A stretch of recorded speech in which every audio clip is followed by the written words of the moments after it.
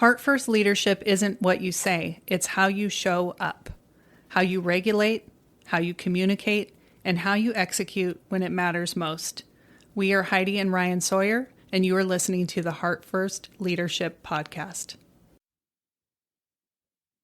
Welcome back to the show. Thank you for your time. I know your time is valuable, and there's a million different places that you can find content and explore, but we're having a different conversation here. And so I appreciate you being here and listening with me. I really want to encourage you to engage with what I'm talking about here in a way that starts conversation and we begin to explore. Whether you reach out to me or you talk with others, I think it's time for us to really clearly evaluate ourselves from a different place than we ever have before. There's a problem in our culture that we're not addressing as much as we should be. And there's currently something that we're doing that is obviously not working. And if we don't address it, it's going to continue to increase. It's already at scary levels. I'm talking about mental health. I'm talking about how we are obviously currently orienting ourselves to the world, to sports, to competition, then to life itself. Because the reason why I bring at it from competition to sports, like this is who I am. This is what I grew up in. This is how I spent the majority of my life earning money, was in competitive environments. And I love competition. I love sports. But yet I have found myself questioning whether or not we are making it as healthy as an environment as it possibly can be for people. And the numbers don't lie. The anxiety and depression numbers don't lie. The suicide rates don't lie. Mental health in itself is something, if we continue to avoid and deny that it's becoming a problem and an issue, then it's going to continue to increase. We got to learn to address it in a new and different way. We got to have some different way of looking at our mental health and approaching life in general, approaching our individual lives, approaching sports in a new and different way. It's 2024, and there's certain things that are outdated. There's certain ways that we view ourselves in the world, or maybe even competition, that are outdated. They're clearly not working.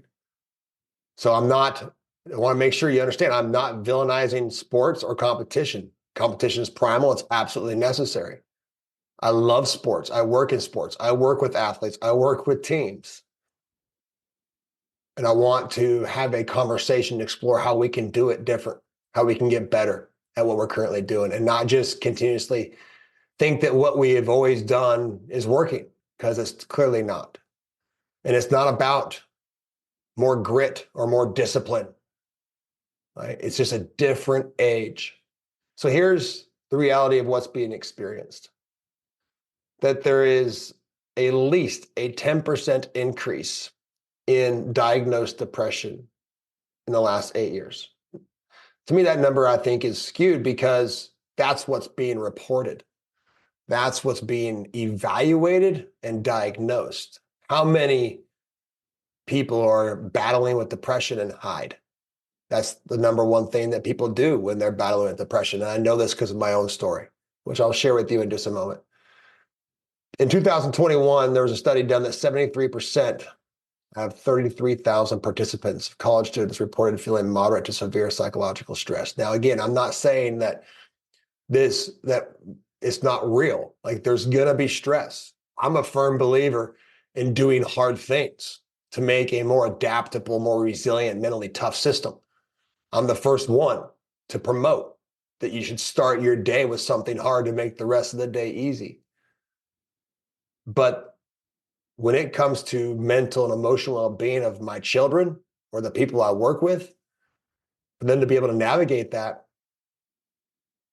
we're currently failing.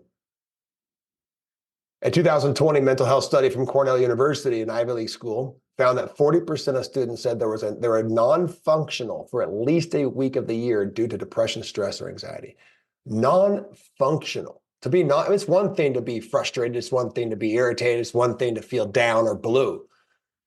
We have to be able to work through those things. Clearly, that's part of life. It's always not going to be sunshine and rainbows.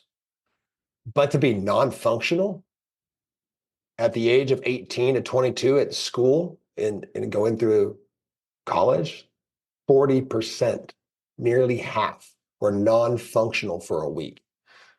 Woo, that's a lot. That hits home. Another study conducted in 2022, 88% of students, so basically 9 out of 10 students, believe there is a mental health crisis on college campuses across the United States. So there's a cry for help.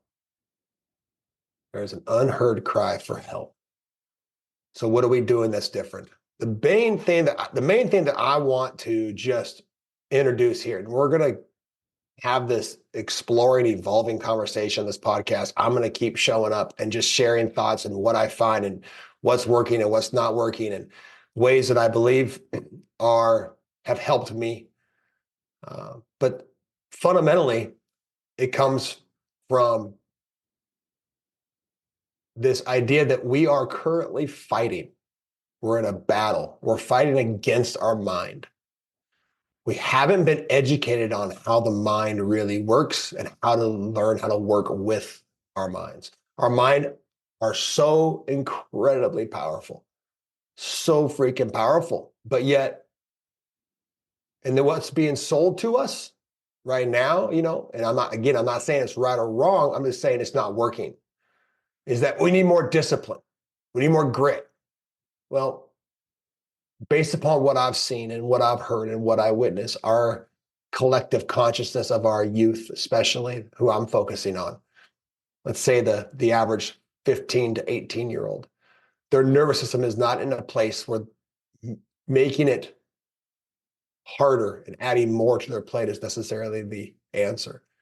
That maybe a level of simplification needs to take place, but to learn how to work with your mind and not fight against it, and not resist it. Resistance is absolutely necessary for growth. And yes, we have to learn how to train our systems to be able to be okay with being bored in one moment and do something hard in the next, and to learn how to traverse those ends of the spectrum. But what I'm saying is that I'm looking to have a new conversation with youth. I'm looking to have a new conversation with leaders. I'm looking to have a new conversation with coaches and parents and athletes. I'm looking to have a new conversation that is exploring how can we work with our mind rather than fighting or resisting against it. And it's a conversation that has to happen, because if we don't change what we're doing, we continue to do what we're currently doing, those numbers will continue to increase. The numbers of suicide rates will continue to increase if we don't address mental health from a new and different way. And the age is also decreasing, which means that the people who are in a spot where they feel no other way out are getting younger, which I don't know about you, but it absolutely breaks my heart. As somebody who spent a good portion of their life, at least 20 years of my life, in a depressed, anxious state, riding those roller coasters. And everything that I've learned in the last decade after I left my college coaching career has completely transformed my experience of life and liberated me from that mental and emotional struggle. I remember it starting when I was right around 13 years old. 13, 14 years old. It intensified at about 16, and it hit a peak at about 17, 18 years old. And then I rode that peak and valley until my early 30s to mid 30s. I didn't fully understand the gravity of it, even in the moment. And the reality is, when you hear stories of athletes or people who clearly are struggling, it's always a surprise to people, like, oh, geez, I didn't think that they would be struggling. And it's the same true thing for me. If you would have known me at that age, you probably didn't know. My wife didn't even know for the first handful of years of our marriage that I was in a dogfight with my mind, fighting and resisting against it. And I was disciplined. I was tough. I worked hard. I earned everything that I was given. I did all the things that we hear motivational people telling us we need to do. I did them all. I chose to work out on Friday afternoon when all my friends were going to the lake. I worked out on weekends when everybody else was resting. I trained, I pushed, and yet I still struggled. So clearly it didn't work for me. And it's not working for our current society, our youth.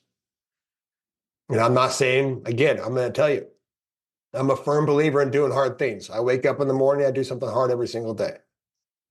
Right? I teach this to my children.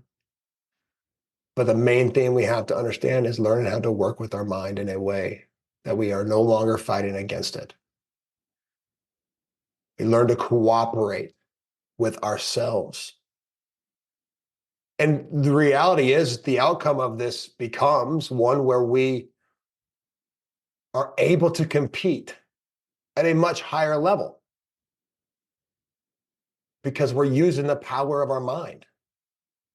We're using our mental faculties. And I'll do episodes in the future about mental faculties, about imagination, intuition, reason, perception, memory, willpower. Kind of goes along with what I said in the last podcast. People talk about how there's a motivation problem. And I'm saying, no, there's a willpower problem. But when you are in a place where you feel completely overwhelmed and your nervous system is already taxed, and there's a high-low information and stimulation that's already taxing and drawing your attention away from your system, creating a depletion. To think that you're also going to be motivated then to overcome that is just, it's a very uphill battle. So what's causing this? What is the cause to all this? I don't, we can sit here and say it's screen time and it's social media, and I think that absolutely, without a doubt, plays a part. But I didn't even have a cell phone until I was in my early 20s, right? I didn't spend a lot of time in front of screens. I was raised on a farm. Right? So I spent a lot of time outside working. I did all the things that we say, oh, that's the answer. And so that is part of the answer. It's part of the problem, I should say, is the screen time and the amount of time that we spend and the amount of information that's coming into our system and the amount of social terrains that we have to cross. I'll discuss more of this in the future, but we are in a spot where our mental and emotional well-being is a concern. And what we're doing is currently not working. And it's the definition of insanity to continue to do the same thing and expect a different result.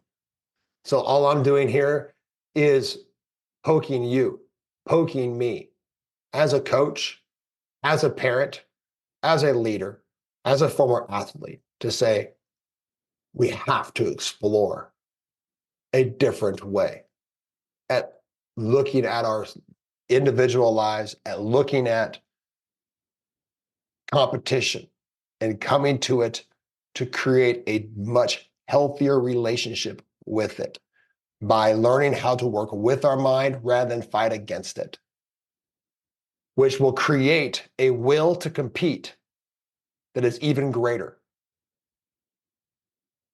When we learn to work with our mind, we're no longer trying to overcome and fight against our mind, creating more resistance and more struggle and more suffering. When we work with our mind, we begin to cooperate with ourselves and those around us. We're able to have more energy to create value for ourselves and for others. We're able to push ourselves even harder because we have a reserve of energy that's available for us to use and to give and to share with our environment, with our life, with our people that we influence and impact.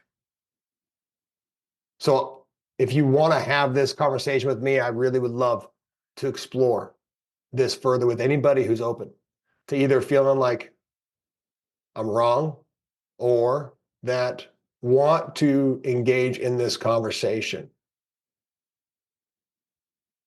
we need to begin to look and to explore that there has to be a different way. And that's learn how to work with the mind. So just stay tuned. Stay tuned into the conversations that I'm going to continue to hop on. I'm going to continue to share my thoughts, what I find, but this is my mission in life.